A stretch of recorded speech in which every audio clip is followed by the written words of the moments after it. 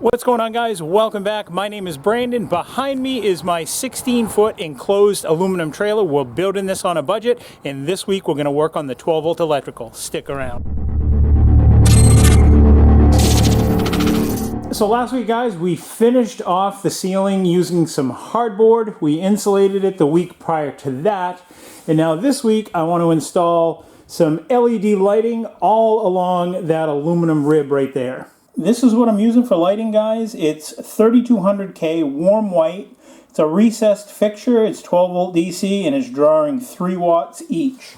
And this is what they look like, guys. So what I'm going to end up doing is putting a hole in this and then inserting that flush in that. And there'll be 6 of them. So I'm going to do every other bay. So it'll skip one, there'll be another one there, skip one, another one there, skip one, another one there. You can see that I put a center mark all the way down it, and I've gone all the way down the trailer. So this should light it up super bright at night. The end one will be right here. I just think that these will look super classy, kind of like blends in really well. And if you're looking at it this way, they'll be coming down that way and that way. You can see I've already taken down the panels on this side, because what I'm going to do, rather than drill these in place, I'm going to bring these into the workshop, set up a template and a jig so that I can butt the edge of this to it so that the holes are always in the same place and it's not jumping all around. I think it's going to give us a better project overall. Plus, I got to paint these walls anyways, and that's just one less thing I got to cut in around. Another great thing about this is I said in a previous episode that I was going to leave that gap up between the ceiling and that little wall trim. Well, that's just because I didn't want to create new problems for myself, and I wanted to make an easy wire chase in case we wanted to run new wires. Well, that's going to be super easy, guys. You can see I've got the wires here. I'm not a huge fan of these Scotch locks. I just absolutely hate them. So we're going to be taking those apart and we're going to be doing them the right way. In my opinion, those things just invite problems. Although all the lights work on the trailer now, that's not to say that they won't. I just really do not like Scotch locks. I'm not a fan. So what I'm going to do when I put these back up is I'm going to mount these panels all the way up. I think that's just going to give a better finished look. There's no reason why I can't mount them just like this.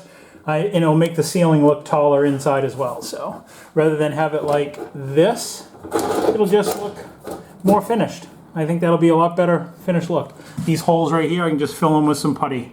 And whenever I do something, guys, I try to make things as easy as possible on myself when it comes time to put back together, because I've gone the route when I was younger of taking stuff apart and then not being able to figure out how to put it back together later. So what I've done is I've labeled each of these sections. So this is the front facing forward. It's on the right side of the trailer, and I need to install this piece first.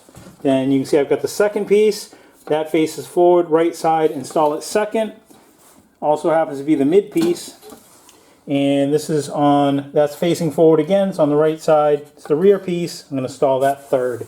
So I'm going to set these aside, and then I'm going to go ahead and pull these 3 sections down, label them, do the same thing. We'll get all this in the shop and we'll start drilling them. Then we'll bring it back out to the trailer and we'll start wiring all this stuff up. This looks like pretty adequate wire that's here. I've got a new switch just because this one's kind of gross. It's all dirty, and I've got one that's got a nice bigger paddle on it, so you can easily feel it when it's dark.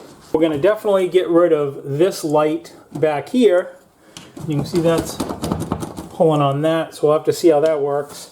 I got my spare tire here because that's where my spare tire is going to mount right here. So we don't necessarily have to worry about that little pinhole right there where the wire came through. The tire is going to hide that.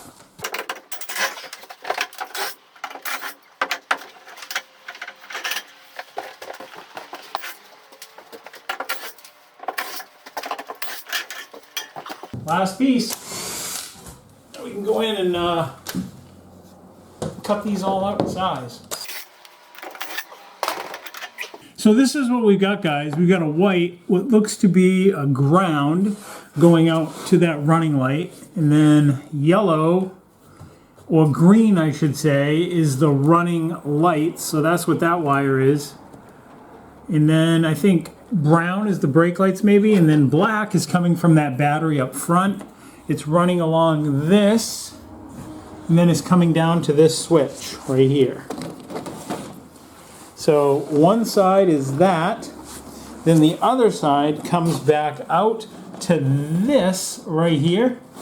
So this is power out to the lights. So this is where we're going to make our connection to our new wire that's going to go all the way around the trailer. So this will be our last light. Actually, this really won't be our last light. There'll be another light that comes over. I'm going to put a coil up in here because once we get our upper cabinets up here, I'm going to put 2 under cabinet lighting, 2 of those fixtures underneath the bottom of the cabinet to shine down on the bench. So that'll just come off that same circuit. So what I'm going to do now is I'm basically from that corner over there, I'm going to pull a wire all the way up this side so we can start getting ready to start hooking up the lights. You can see I put a little wire tie around the bows right here just to add a little more, because they have these little sticky things here, and I don't know about you guys, but I've never had good luck at all with these things. They come off, and it's evident by some of these that have already fallen off anyways. So yeah, I'm not a big fan of those either. The adhesive just doesn't stick usually that good. I figured out what size hole saw I needed, and then I just proceeded to put some holes in these panels, and I'll show you how I did it. Super easy. So to figure out where the hole needs to be, this is 4 inches from here to here. So I want the light centered between that space. So center of that is 2. So I took my square, set it for 2 inches. Now I just butt it up. Then I have a spring-loaded center punch. Put it right on that mark, hold it right on the edge of that. And that makes it super easy. Then I just go right down the line.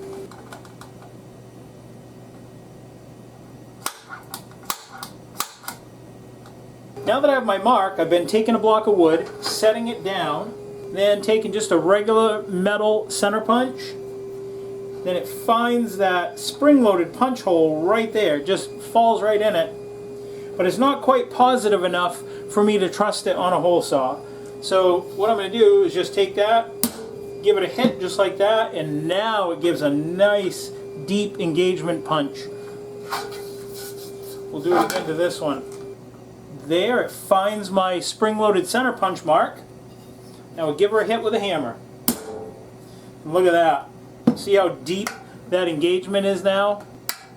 Falls right in there. Perfect. Then we'll head over to my drill press, or mag drill press, that I modified and fabricated. If you guys want to see how I made this, you guys can check out the video. I'll have a link to it. But I've taken an old blown out drill press that it was blown up and not working, cut it apart, cut it up, cut that little gear a little bit, and welded a plate on it. And now it's my mag drill press, and it works awesome. And this has like 10 times more power than any other drill press that you'll have. So took my block of wood, brought it over here, and then I'm just going to line up that center bit with that hole that we punched, and I'll turn on the drill and drill it out.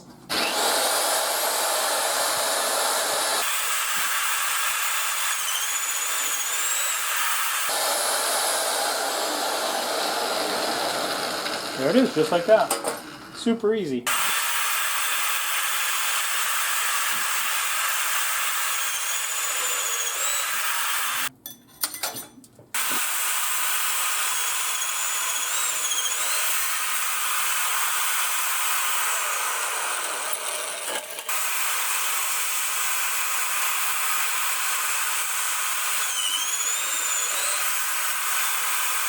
Now I'm going to smooth out the hole, just using a chainsaw file.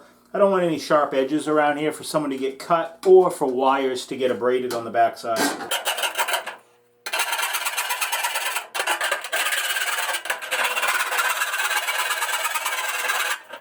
They make a little tool that kind of like spins around in a circle. I don't have one of those. I just kind of always done it by hand.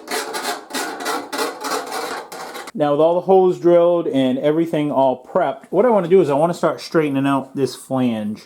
And I don't know if you can really see it all that well, but there's a big dimple here. Now I think that's caused by the last person that painted the trailer also took these down.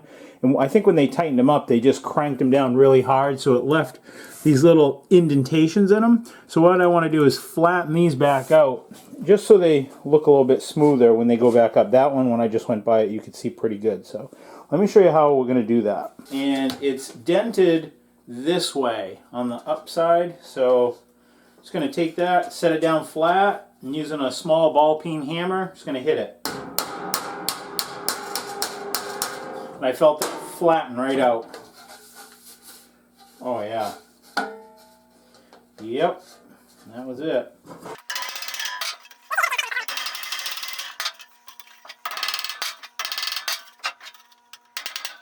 And now you can see how much flatter that is in there. I just smooth that off real nice. I'm gonna do that to the rest of them, then we'll bring them out to the trailer. All right guys, now we got that all deburred, we've got everything all ready to go and to install into the trailer, but I just got thinking the one issue that we have is that if I put those up, that's more stuff that I gotta cut in around to paint. So the next thing I'm gonna do is head out to the trailer, we're gonna paint the inside, then we can put those up. I don't think we're gonna have enough time in this episode to get the painting and the wiring done, so let's just go back out to the trailer, paint it, and then we can put this stuff back together. There's an order to do everything in the right way, guys. I could put these up, but now I'm going to take twice as long cutting in around that stuff. It's not going to give me the job that it would if I just painted the entire walls of the trailer and then put these up afterwards. It's going to give me a way better job. It's going to be worth it in the end. Let's go get going. So what I've done now is I just went around and took a little bit of putty, just like silicone putty, and stuck it inside all these little holes everywhere that are going to be exposed. I know I mentioned that it didn't really matter over here because the tire is going to be here, but it's kind of one of those things if I'm going to do it, I just kind of would like to do it all at once because I'm going to paint these walls with a nice high quality paint. So I've put in some caulking or some putty inside of this, and now I'm going to go over it because that gives it a little bit of a backer. I'm going to go over it with some wood putty.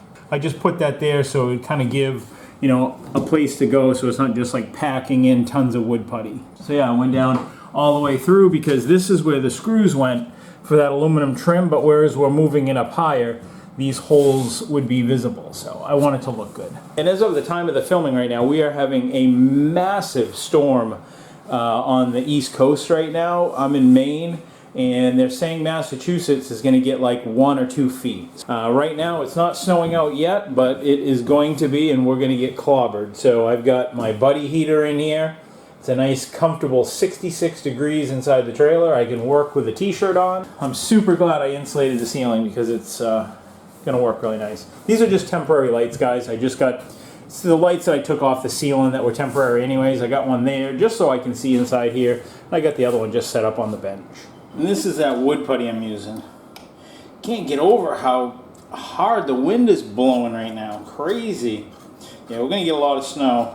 I'm about done with winter. I'm ready to go motorcycle riding and be done with this.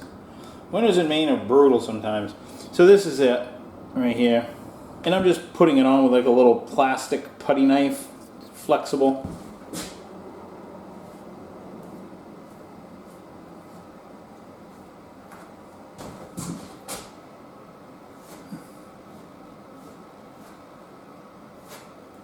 You know, guys, we probably never noticed this, but I'm the type that if I don't do it right now and I end up looking at this for a long time, it'll drive me crazy. And every time I see it, I'll wish I would have done it. So better off just doing it now and getting it done. Only takes a few more seconds to do it right, you know. All right, guys, I got everything all puttied. I've gone around the walls, tried to find any areas that look bad or need a little bit of work, and gave them a little bit of attention. Had a little bit of this is part of the defect in the plywood. I might be able to kind of sand that out a little bit, I'm hoping. But yeah, so I kind of got everything all puttied and patched. I really want this to look, I mean, it doesn't have to look like a showcase or anything like that, but I would like it to look, you know, fairly decent when you open it up. You know, it should look new. So now where we're at is I got to start sanding, but because it is super cold out right now, and like I said, we're having a massive snowstorm, I'm going to have to wear a respirator because I'm going to keep the trailer somewhat closed up. I'll probably open the vent a little bit, allow some circulation through here. So I got some 150 grit sandpaper on my sander, and it's got this little bagger on the back. Hopefully it doesn't completely fill this trailer with dust. And what I'm going to do is I'm going to focus on going around and fixing all the imperfections, just kind of like touching all those, and anything where there's like some work that needs to be done. It's got like a little defect right here in the plywood. I'll try to like smooth that up. That's what I'm going to do. I'm going to go around and hit all that first, and then I'll go back through and then, you know, take down all the wall surfaces. I just want it smooth. Like right now, it almost feels like the grain has been raised up. Like if you get wood wet and then it like feels like abrasive, well that's what it feels like. So I want to, when I'm all done, get these walls sanded down so they feel real smooth and slippery. I've also got a respirator because I don't want to be breathing in this garbage in this enclosed space. Like I said, I'll probably end up opening up that vent on the ceiling. Oh yeah, that feels nice. Perfect.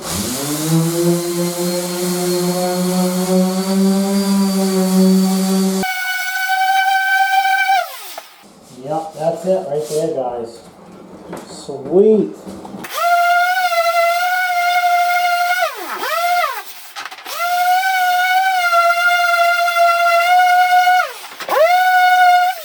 This is where that spare tire is going to go. Remember where that big hole was?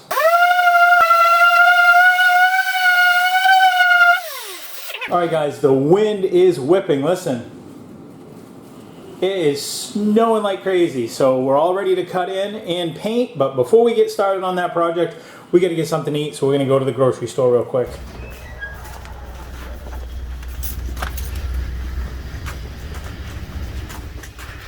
Had to go grab some dinner, take a little bit of a break with the trailer, huh?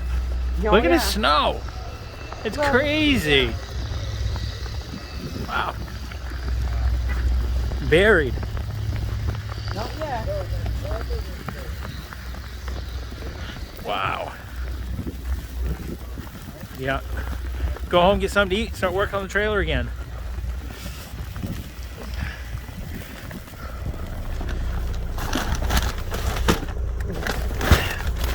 Yeah, you're gonna drive. All right.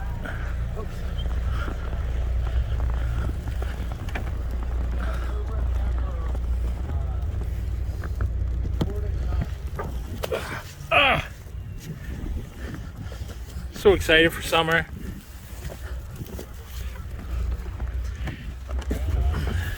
Look how hard it's snowing, guys. Crazy.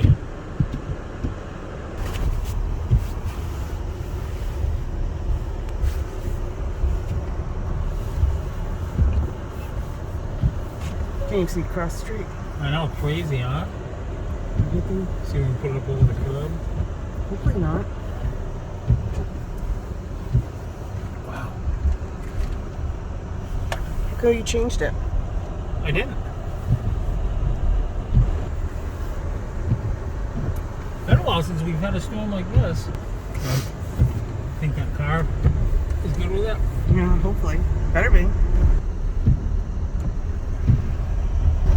Trailer will be a toasty 68 degrees, I think is what we set it for. When we get home, I'll let you get started and I'll get the groceries away. Yep. Holy smokes, guys. We're back and it is cold out. Look at it.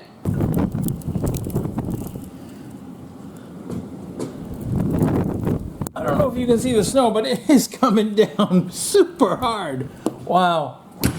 Lucky to be in here. I bumped the heat up to 68 just so it'd be nice and warm. This is the paint we're getting. I actually went to Home Depot and said I wanted just something not top of the line, but not anything, you know, super low quality. I wanted something gloss that's easy to clean, and my Home Depot didn't have anything. So I went over to Sherwin-Williams, told them what I was doing.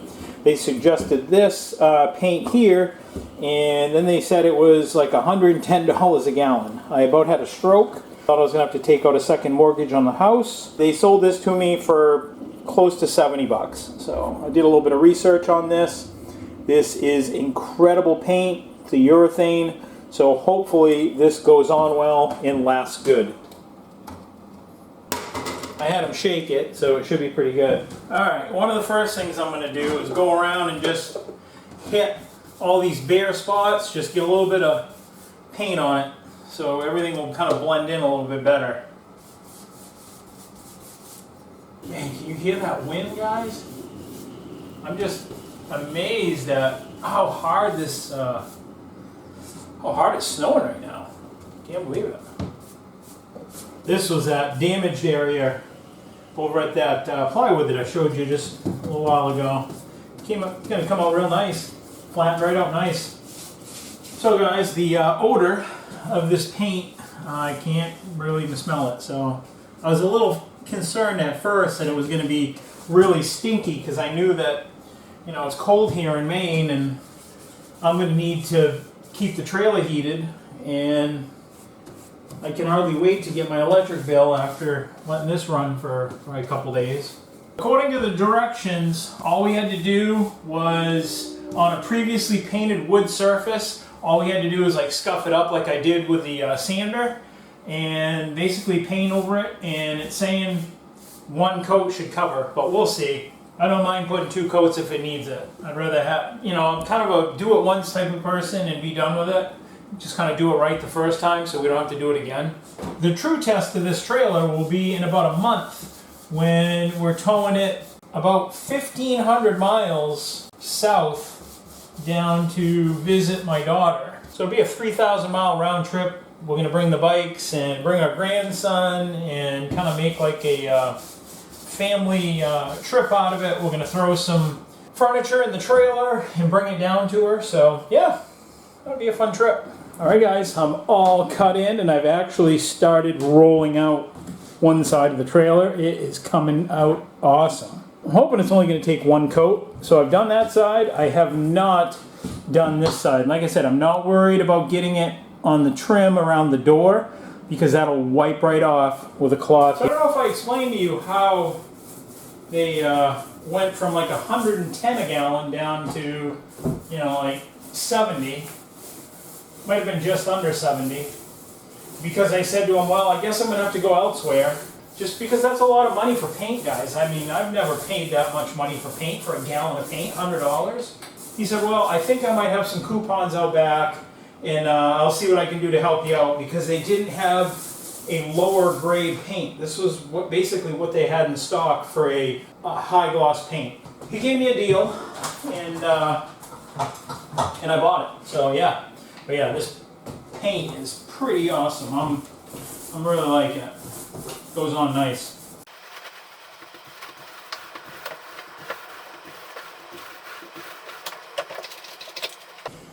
Probably have to take out a second mortgage on the house because I'm going to have to let the electric heater stay plugged in all night so that this paint dries properly. But I got to get it done, guys. We got to get this project wrapped up. If I waited until winter was over and everything was ideal and it was the perfect time, it would be mid-June before I got this thing done. It's looking like it's probably going to take just about a gallon, or probably maybe just under half a gallon of paint to do 1 coat. So probably a gallon of paint will do 2 coats on this trailer, which I'm going to do 2 coats anyways. I'm going to use all the paint up. Hopefully I'll have enough, just a little bit left over for touch-up if I ever need to.